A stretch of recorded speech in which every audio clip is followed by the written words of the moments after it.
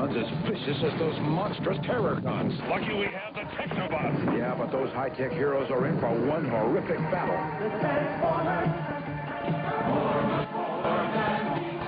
Out of monstrous Terracon beasts comes the incredible Abominus to battle the fearless and futuristic Computron. Now collect over 50 Transformer decoys free in... The year is 1987, and Hasbro has yet to give up on the combining robots. The Technobots. This set happens to have quite a few different types of space vehicles within it. The first one, starting out, is Afterburner. Afterburner looks a lot like a Tron motorcycle, with a couple cannons and missile launchers mounted on the other side. The molding and the detail of this guy is fairly good. Rolling ability, not so much. Although he wobbles pretty good, he does have free rolling wheels. Simple transformation requires removing the two big guns and folding down the front wheel. Folding the bot in half and then folding the arms back down. Afterburner, being a really cool color orange, really has a decent looking robot mode. Although the kibble on the back is kind of obtrusive, it really kind of balances him out. Moving on to Strife. Strife looks a lot like a starfighter that you would find in the old retro games of Galactia. Has a very decent molding and looks very cool. Although he has little stubby wheels and doesn't roll very well, he's actually kind of a cool robot. Transformation requires removing the two laser pastels, pulling out the legs, folding up the fins, folding out the arms, and flipping around the head. It's a very simple transformation, and engineering on it is fairly cool. He does have a decent stance and looks very nice on your shelf. Although it does happen to have two gigantic wings hanging off the back, it really helps stabilize this robot. Moving on to Nosecone. Nosecone, he is a very cool looking drill mining facility vehicle. Although some people might want to say he's more or less a drill tank, he's not really a tank. He's just a drilling unit. He's a very cool little engineered bot.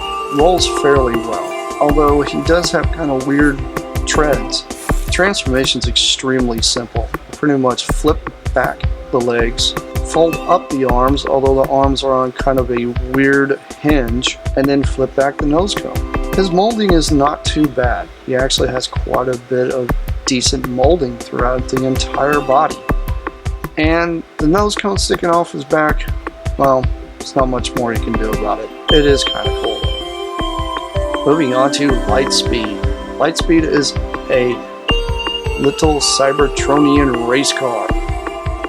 He has a very cool looking little aesthetic and a very nice retro 80s vibe. It's got a lot of molded detail and he's not too bad of a robot. Transformation requires removing the two lasers, folding out the legs, flipping up the feet, flipping down the little arms, and folding back the back portion that reveals his head.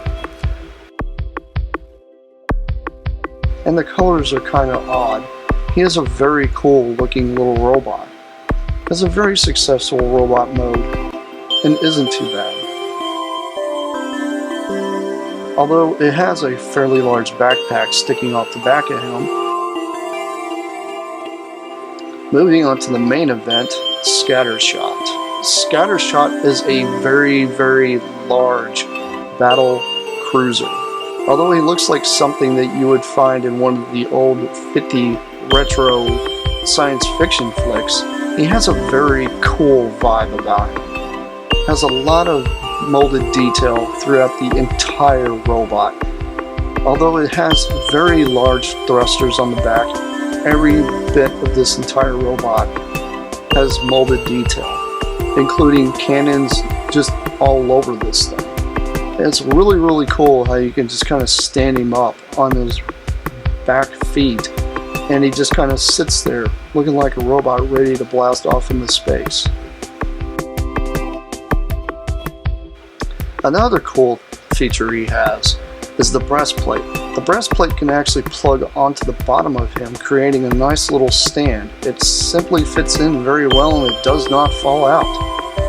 It's a really clever thing that Hasbro came up with.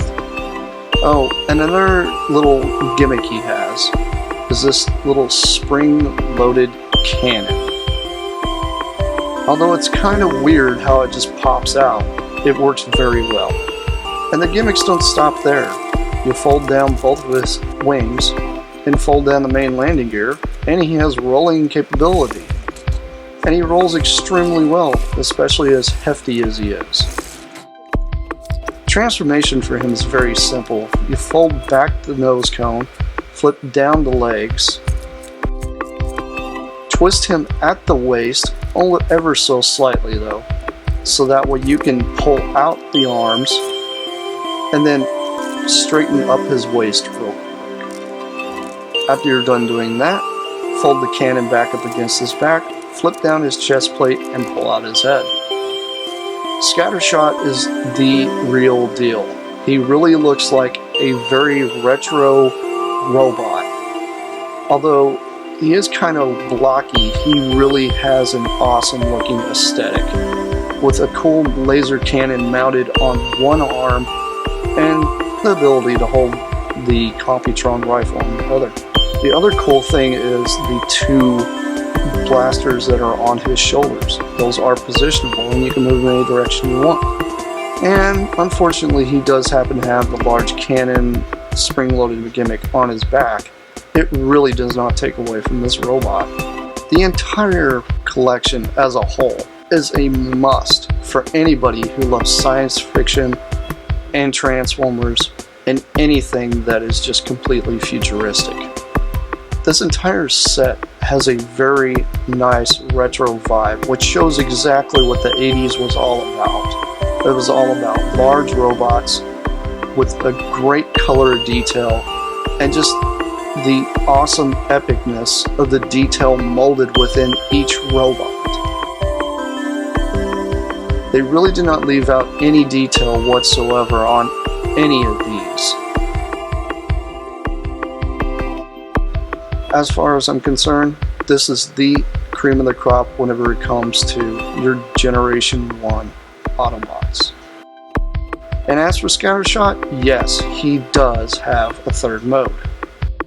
Simple transformations: you flip his head back, flip up the chest plate, fold down the cannon halfway, twist him at the waist, fold his arms back up, flip his legs back in, and fold down the cannon.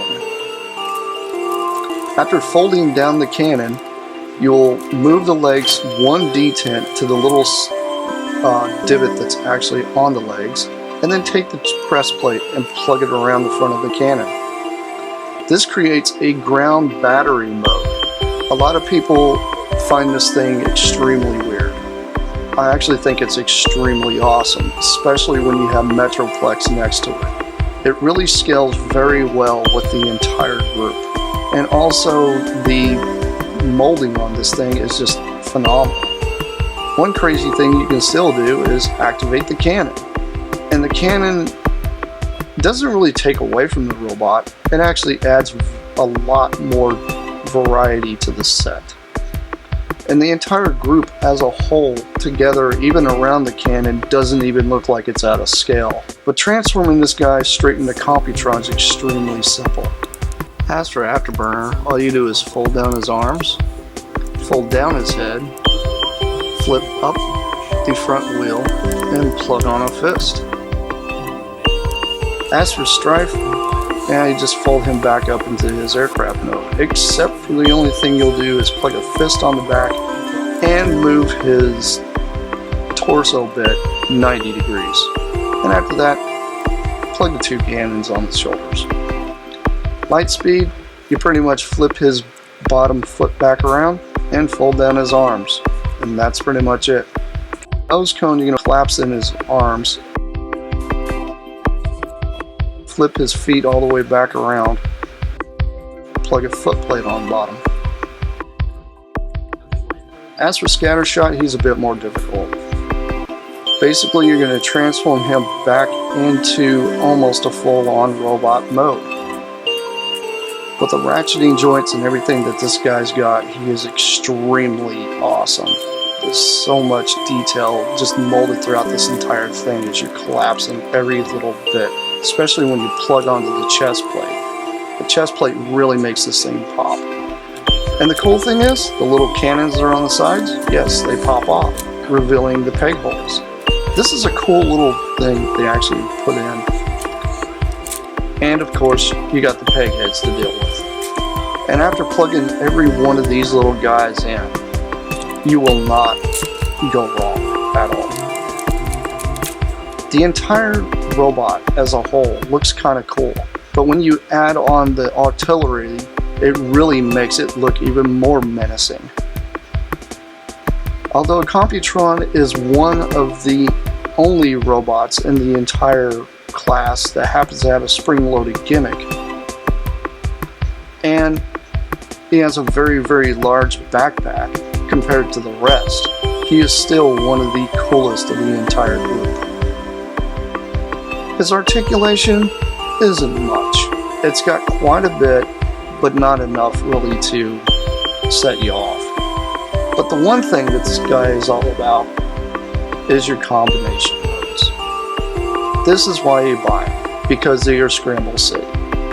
This is the only 3 that were released in the very first wave of Transformers for the Autobots. The entire group as a whole has a lot of combinations you can do. This is just one example of what you could do with this entire set. Although there are several different combination ways to integrate these guys into Metroplex as well, the entire group is just awesome. Computron really adds to the entire set. If you have the other 2, he's an absolute must. If anything, he is the one that you want out of most of these guys. Mainly because his aesthetic is so bulky and he just straight up looks like a war machine. A lot of people tend to complain about the size of some of these guys, but I personally think they're the best ones in the lot. So I hope this was very informative, and this will help you guys out with the choices you make in buying the next combination Transformers for your group.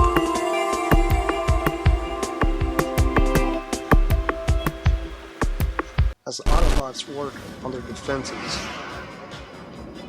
mighty Megatron comes out of the darkness, bringing along Motor Master and the Stunticons. Megatron gives them the order to transform! The poor little Autobots have no idea what to do. They pull in Defensor. Megatron gives out the order for the Stunticons to assemble!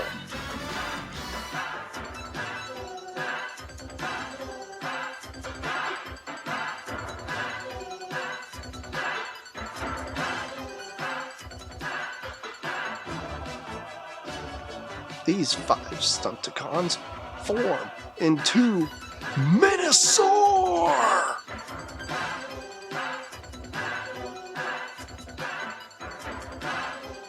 Who's gonna win this battle? Minosaur or Defensor? The fate of the Autobots is in your hands. Stunticons, brought to you by Hasbro. Some assembly required.